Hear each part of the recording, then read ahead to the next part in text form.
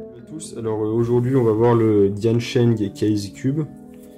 Donc c'est un cube que j'ai trouvé sur thecubicle.us pour 10$, donc il est pas très cher. Il est assez marrant. On peut croire que il est super dur, qu'il va dans tous les sens et que il y a plein de pièces et tout ça. Mais en fait il est assez fourbe parce que par exemple on peut pas tourner là les pièces qui sont tout sur le côté, on peut tourner que comme ça. Et ça s'explique par une grosse fourberie.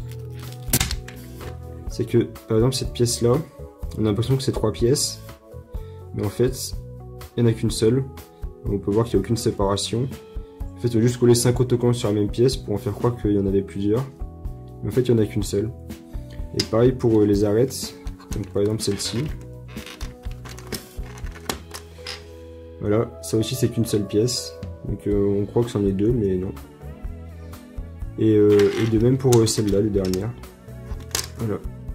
Celle-ci aussi, c'est qu'une seule pièce. Et donc du coup, ça diminue quand même grandement le nombre de pièces qu'il y a réellement sur le cube. Et en fait, quand on regarde le mécanisme à l'intérieur, on voit que c'est le même mécanisme qu'un 3x3. Et que en fait, les centres, c'est ces pièces-là qui sont sur les côtés. Voilà. Donc on va remonter tout ça. Voilà. Donc en fait, il se résout de la même manière qu'un 3x3. Et il se tourne de la même manière qu'un 3x3. Il faut juste savoir que les centres, ce sont ces pièces-là. Et celle-là pour le dessus. Donc les arêtes, c'est les pièces qui sont ici. C'est celles qui sont collées au centre en fait. Et les angles, il y a deux types d'angles. Il y a les gros angles comme ça qui font croire qu'ils sont 3 pièces. Et les petits angles ici qui sont qu'une seule pièce. Voilà. Et donc pour les centres, par exemple ce centre-là, les deux arêtes, c'est cette arête-là. Cette arête-là. Et les angles du coup ce sont ces pièces-là. Voilà. Donc je vais vous le mélanger pour vous montrer à quoi il ressemble de mélanger.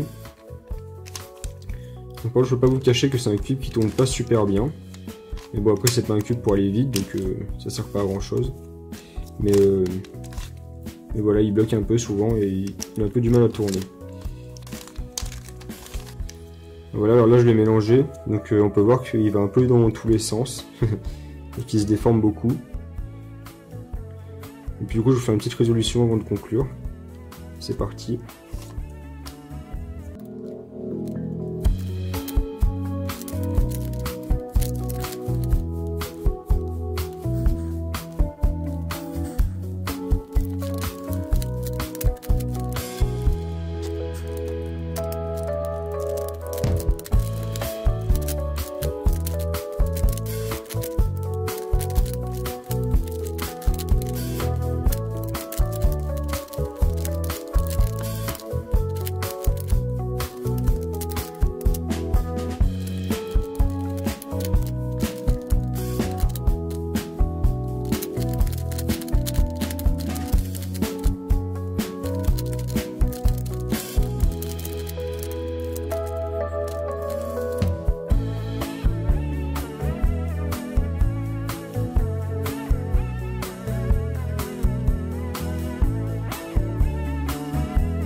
Voilà, c'est un cube assez marrant, il a bien sa place dans une collection.